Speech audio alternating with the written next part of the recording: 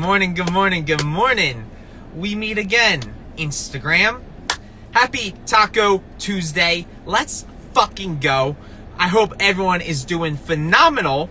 I got a special conversation around your positive mental attitude and how important this is going to be in the recipe.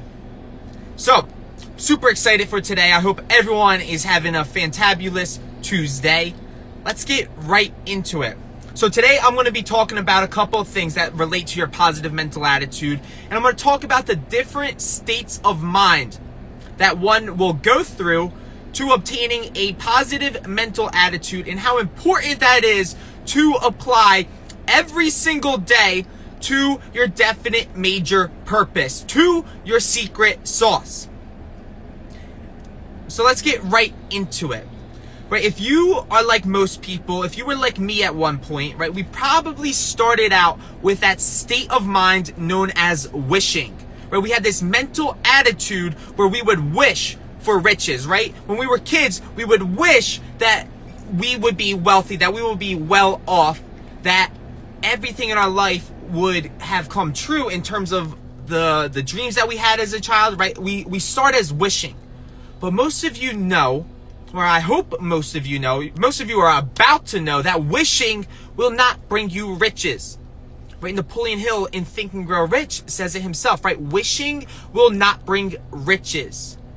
Riches, when they come by definite demands, backed by a burning desire, with plans, with sound plans, and continuous action that recognizes no such thing as failure. So wishing for riches isn't gonna get you there. But we all start there. We all start there at one point or another. And then we go to the next state of mind, right? We're curious. We're curious. What if, we ask ourselves, what if I can get rich? What if I can start a business? What if this plan worked? What if this idea worked? Right? I'm curious about this idea. Right? And you know, at least we're possibly thinking, we're not fully thinking yet, but at least maybe we thought, and then we went back to drifting, but we're a little bit curious. What would happen on the other side if my life completely changed? If I was financially free?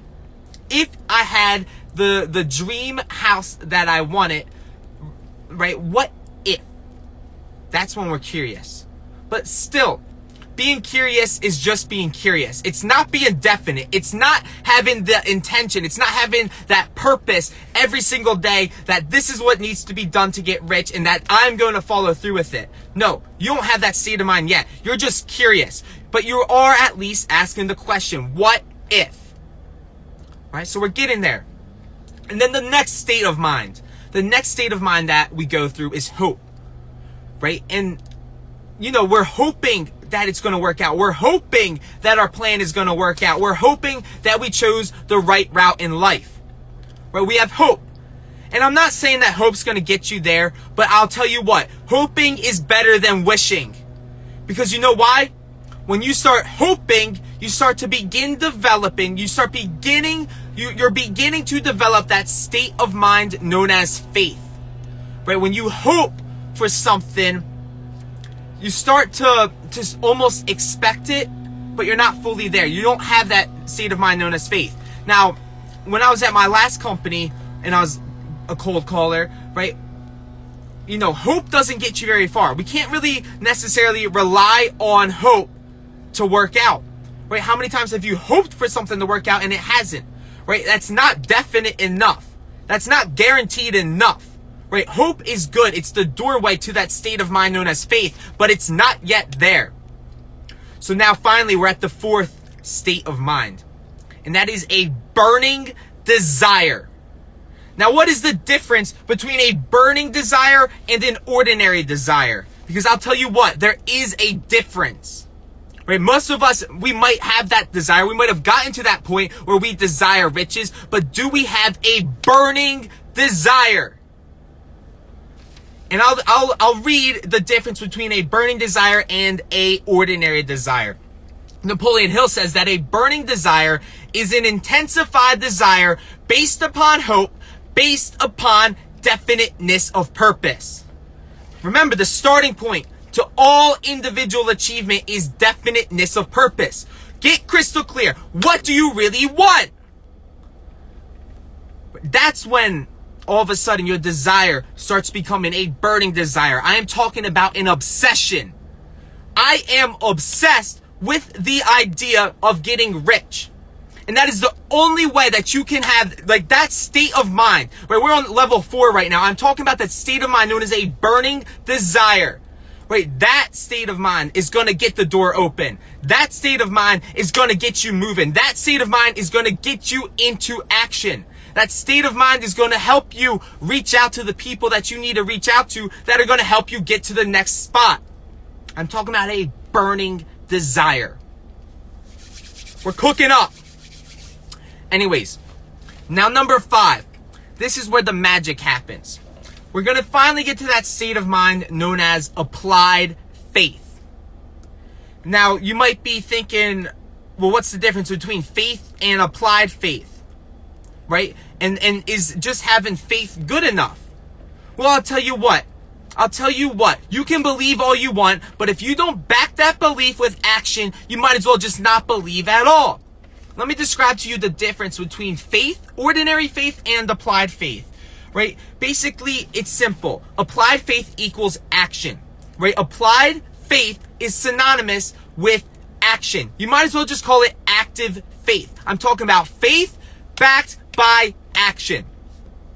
That's where the real magic happens, right? When you have faith while you're doing the work, when you have that state of mind that it's already done while you're doing the work, that's when everything changes. That's what I'm talking about. Applied faith is the magic key. And it starts, right? We all started, we talked about 5 different levels of state of mind that you might go through. We finally got to that point of applied faith. Now, how does this all relate back to having a positive mental attitude? Well, I'll tell you what. You can only have one thought at a time. Right? I know we talk a lot about multitasking. Oh, maybe I can just multitask. No, that's impossible. You can't multitask. You're just shifting your focus back and forth, and it's not effective. But let me get back to applied faith, right? How do you possibly expect to have faith with a negative mental attitude? The two do not work out, right? You cannot have that state of mind known as faith when you have a negative mental attitude, right? The people that are focusing on the negative side of the problem cannot obtain that state of mind known as faith, right? So we have to start habitually rewiring ourselves to start having that state of mind known as faith. Right? That state of mind where it's constantly, I wake up with a positive mental attitude. I go to work with a positive mental attitude. I work on my business with a positive mental attitude, and I go to sleep with a positive mental attitude. Right? That's the secret. You gotta fill your mind with this attitude, because your attitude is going to dictate where you go in life, right? It is the person with the right kind of attitude that can go right to the top. No ifs, ands, or buts. Right? So if you are going into it, doesn't matter what you want, no matter what you're going into, if you're going into it with a crappy attitude, you might as well just expect crappy results. It all starts with filling your mind with a positive mental attitude. Right? You know, Bob Proctor says you were born rich. You were born rich. And my mentor, Sean G. Murphy, says, but we were taught poverty. Poverty is taught. Shitty attitudes are taught. And it's time to relearn how to develop a positive mental attitude. That's the secret, right? We got to fill our minds up with what we want. We have to be definite with our purpose, with our intentions of each one of our thoughts, and have that state of mind known as a positive mental attitude absolutely fill up our minds so that there's no room for fear and doubt. Because I'll tell you what, right? There's no getting around problems, right? A lot of people might be thinking, you know, I just want to have no problems in my life. And what good is that? What good is a life with no problems? Have you ever watched a good movie where the main character, everything was good? He was raised in a positive household, went to school, everything was good. He ended up with the girl of his dreams, right? Everything was good. He got to the end of the movie. He died peacefully with a peaceful family. Everything was good. What kind of movie is that? Is anyone watching that kind of movie? I don't think so. Those kind of movies are boring. No, when you experience problems, there is always a positive and a negative to the problem. Now it's a matter of, okay, do I have the self-discipline to shift my mental attitude to search for the positive in the problem? Because problems can be a good thing. There are good things in problems, right? For one, they help us to grow, right? The reason that we set a high goal is not so that we can achieve the goal. It is so that we can become a better person, right? So having problems make life interesting. Having problems help us grow, help us expand our mindset, right? So I'm not saying that, I don't want no problems, right? I'm not saying either I want to bring on the problems. I'm just saying, let me look for the good in the problem. Let me start with a positive mental attitude about every challenge that I'm going into and start focusing on what is good about this situation. Because it is what it is. No matter what you're going through, it is what it is. There's bad things and there's good things about it. It is up to you to focus on, am I focusing on the good or am I focusing on the bad? And which side is going to serve you better, right? Focusing on the bullshit, on all the negative stuff that's going to go on with this challenge, or focusing on the good things, right?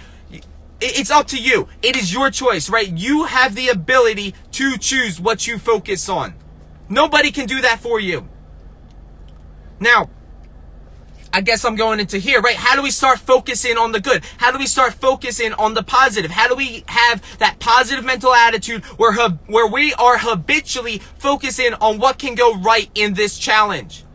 Well, I'll tell you what, it starts with the habitual questions that you ask yourself, right? What habitual questions am I asking myself on a day-to-day basis, right? Because let's say this.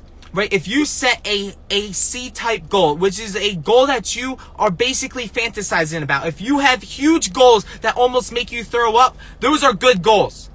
Because they cause us to really ask bigger questions. Right, Donald Trump says it himself, it takes just as much energy to think big as it does to think small. So why would I not think big? Right? And when it comes to thinking big, it comes down to, okay, what is the bigger question that I can ask? Because all questions have answers. And, I talk a lot about Think and Grow Rich, right? You want to know what thinking really is? It's when you ask a question and you answer it. That's all thinking is. It's simple as that. The challenge is we're habitually asking ourselves shitty questions. We got to start asking ourselves questions of how can this get done? How can I overcome this solution?